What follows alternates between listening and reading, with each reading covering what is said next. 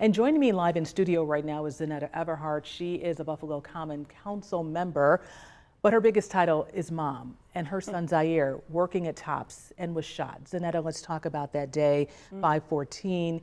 You were there today about the commission. What are your thoughts on what we heard today about the commission? You know, being on the commission, it was a process, right? It was a hard process too. And not just in choosing who's going to, create this living memorial for us. It was a hard process because, we're part of the families, right? Garnell's on the commission. We have Fragrance on the commission, who was in the Top store at the time.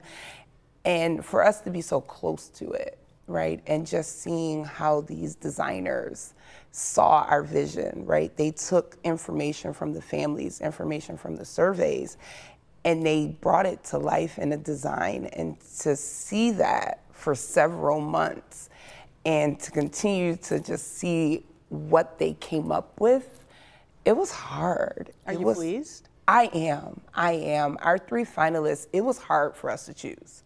That was a hard process because these 3 designers really put their hearts into it, and you could tell just the way that they presented it to us and the story behind why they created each little piece of each memorial.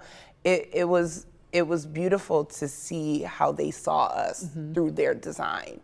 And it was hard, but we really knew, it was unanimous. We really knew that seeing us design, it was the one. It was the one. Yeah, it definitely stands out. We talk about 5/14. It may be tomorrow, but 5/14 is your life every day. So talk to me about Zaire. You know what, Claudine, it is every day. Someone asked me that the other day. They're like, how are you feeling? We're coming up to 5/14. How's Zaire?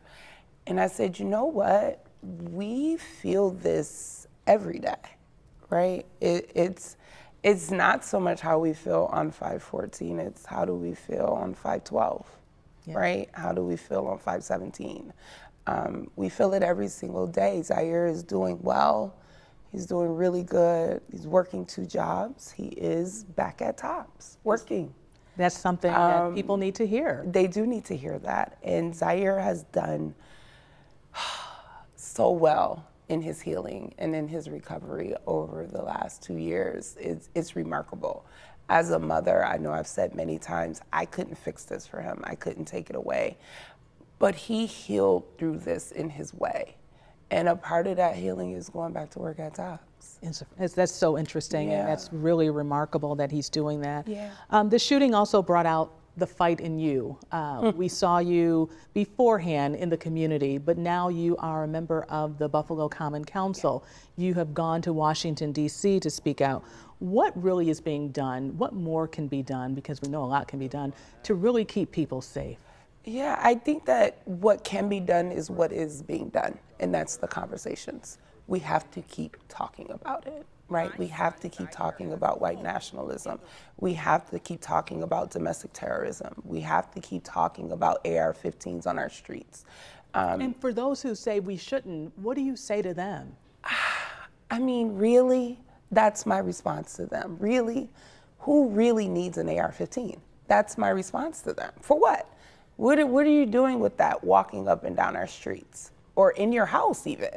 Why do you need that? We know that those guns were literally created to do the most harm in the shortest amount of time.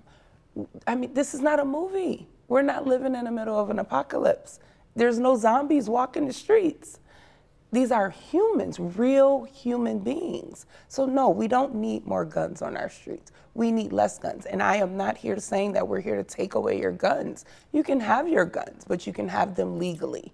And you do not need an AR-15. No one needs that type of weapon on our streets. And that's the discussion that has to continue to be had. Absolutely. Because we know that there are people who want their weapons and they have a right to have them. And that's okay. But how we go about it. Zeneta Everhart, we want to thank you so much for coming in today. Thank you, Claudine. We recognize that tomorrow is a day that many of the families want privacy. We will definitely respect that. But we please give our families grace. Absolutely. Please. Thank you so much, Zeneta.